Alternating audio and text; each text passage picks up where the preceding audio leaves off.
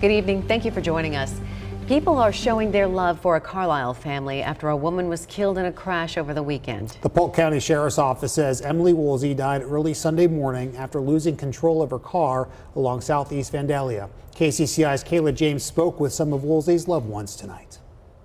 Seeing all these Facebook posts and all these comments that I've gotten from friends and relatives. Depending on who you know in the Des Moines metro area, many social media posts this week centered around one person. A few common words to describe Emily have definitely been dedicated, fierce, just one of the most supportive people that you could ever want in your life. I couldn't have asked for a more supportive sibling. An older sister who thought the world of her brother as he does about her.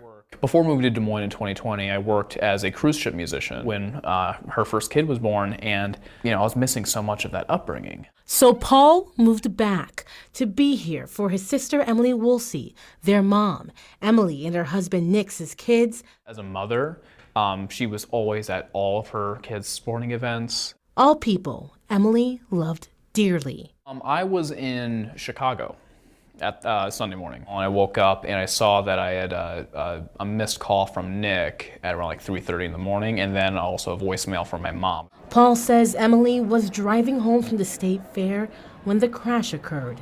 As he traveled back to Des Moines, he was immediately met with messages from their friends. She garnered so much appreciation from other people because she was very supportive of them taking this on for themselves. Kyle Keogh was Emily's powerlifting coach turned good friend. The last thing that she had said to me is she was going to compete at the state fair this weekend. And she said that she was especially excited for this one. Keogh says this week the powerlifting team is definitely feeling her absence. She was always willing to be in their corner. And that's why I think you're seeing so much from people. In the form of love and support from former co-workers of Emily. I can't think of a more fitting tribute to her than what Buffalo Wild Wings is doing. September 20th is the date of that fundraiser. At the Merle Hay location.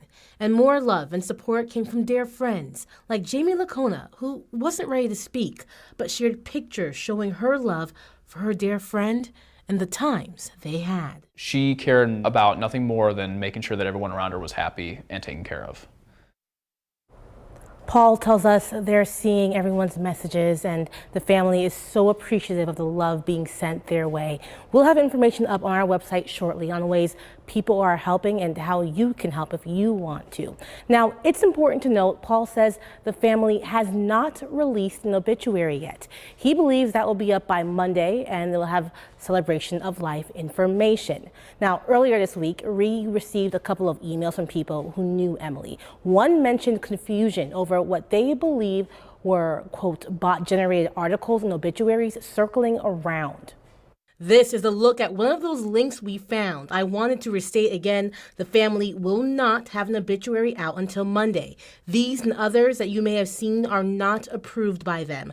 We spoke with an ISU professor of electrical and computer engineering. He says AI-generated or AI-informed articles and obituaries are becoming a more common sight. He says a person or group can use AI tools to pull things from social media from people who knew a loved one who passed and posted something. You start to get more and more detailed about the person. Now you're getting to where it's sort of AI generated, where it's making up almost all the content. And you as the person with this content, you may not even edit it much and then pass it off as hey, I wrote this. Now, Professor Jacobson says it's difficult, but there are signs people can look out for to figure out the legitimacy of an obituary or an article. He says AI tends to write flowery sentences with the occasional big word, and it often explains things in 3 parts in a more complex way than an obituary written by loved ones would. He says truly it's best to look for obituaries or articles shared by family members. Ben?